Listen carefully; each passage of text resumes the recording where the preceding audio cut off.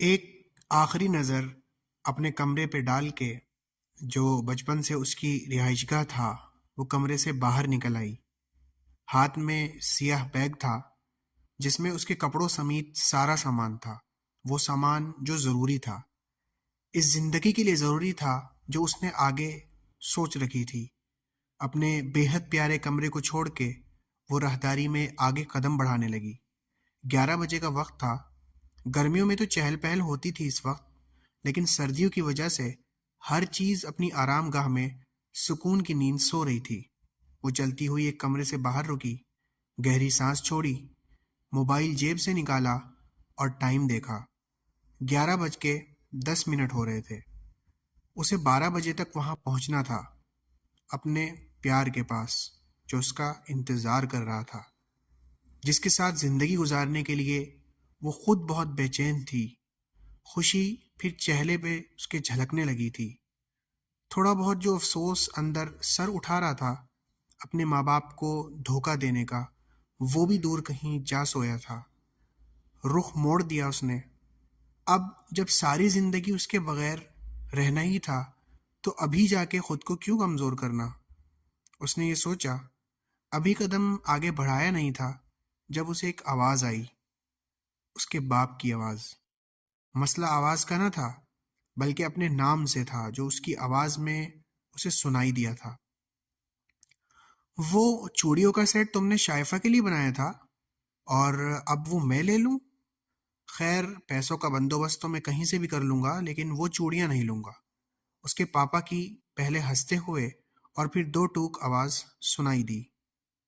شائفہ نے نگاہیں بیگ کی طرف پھیریں۔ ظاہر ہے انہیں آگے پیسوں کی ضرورت پڑتی۔ ماں نے ایک دفعہ بتایا تھا اسے ان چوڑیوں کے بارے میں۔ یہ تمہاری شادی پہ دوں گی میں تمہیں، دیکھو کتنی پیاری ہیں۔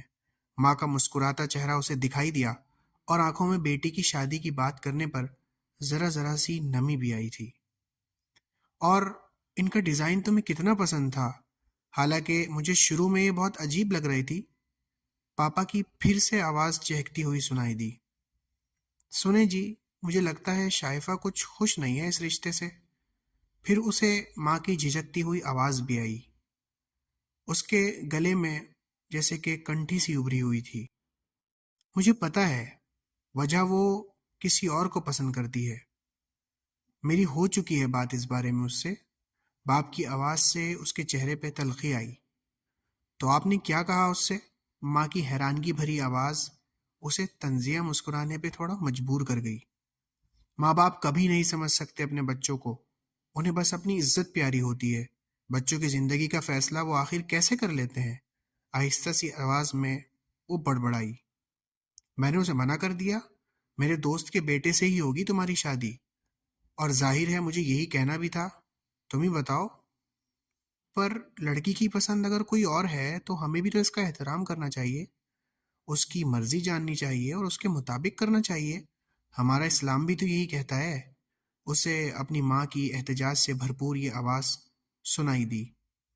اسے بے ساختہ ان پہ پیار آ گیا۔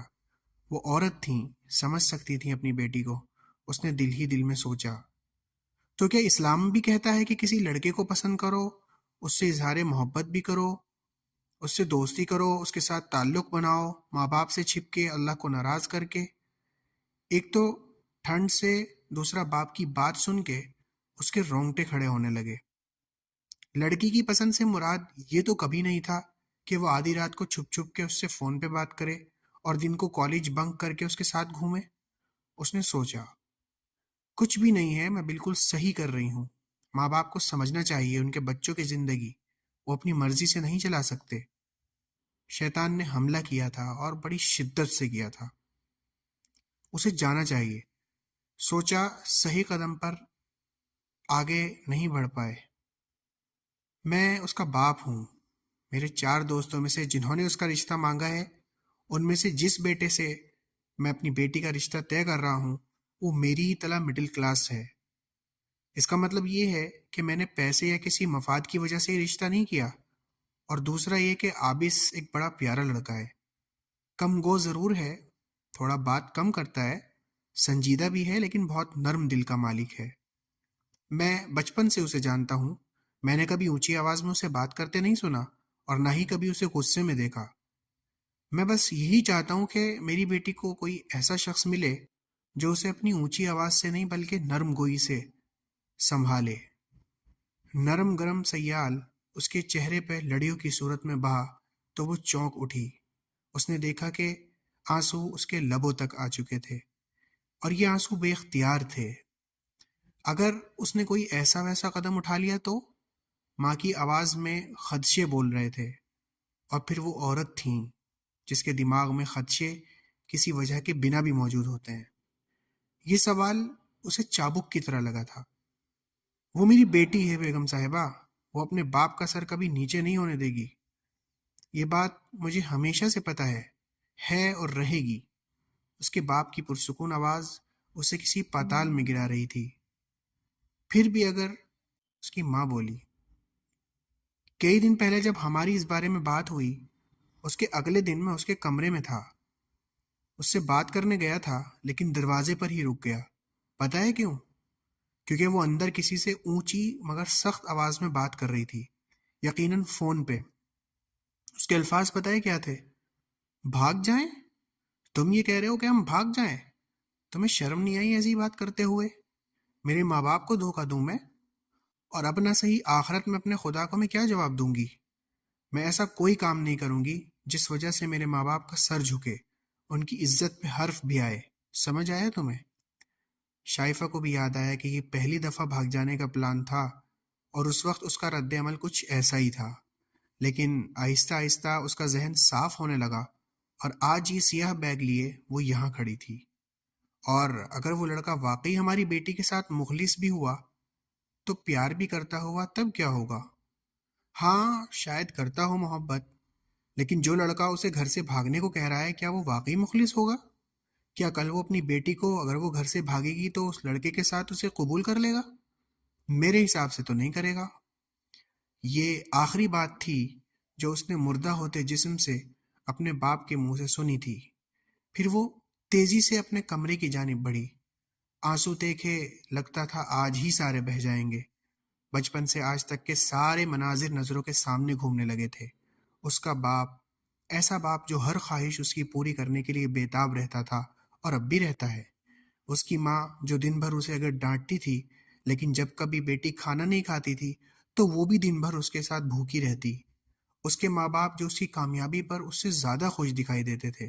ذرا سی تکلیف پہ ان دونوں کو خود اپنا ہوش نہ رہتا تھا۔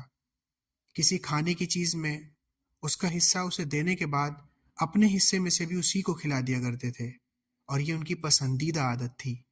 کچھ لمحے گزرے تو وہ جانماز پہ دکھائی دی، گھنٹوں کے حساب سے ہچکیاں لیتی روتی ہوئی۔ اللہ، مما، پاپا، یہ 3 لفظ تھے جو وہ بول پا رہی تھی بس۔ ماں باپ کیا ہوتے ہیں آج اسے سمجھ آیا تھا۔